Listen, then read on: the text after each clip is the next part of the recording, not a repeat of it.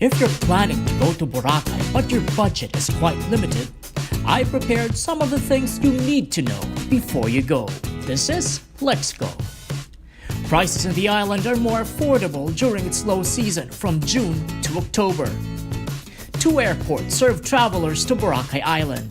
Kalibo Airport usually offers cheaper flights, but you have to take land trip from Kalibo Airport to Caticlan. The Caticlan Airport is more expensive because it is much nearer the island. If you're coming from Manila and Luzon Island, your cheapest option is to take a ferry from Batangas Port to Caticlan. Caticlan is the jumping point to Boracay Island. If you find this information useful so far, don't forget to hit the like button and subscribe to LexGo. Now, for more tips. The budget travelers have plenty of options from hostels and shared rooms all the way to rooms with no air conditioning. Food is also very cheap. Just look for small corners along tiny streets that many local workers visit.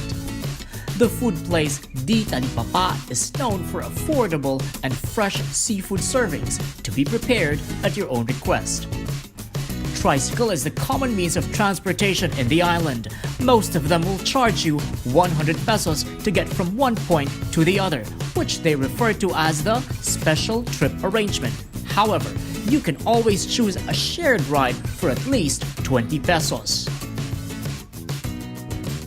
Beach activities are wide and diverse, and it can cost you anywhere from 600 pesos and up. Just do your budget planning correctly and you can truly enjoy the world-class charm of Boracay Island, even with very limited budget. For more smart travel features, subscribe to LexGo.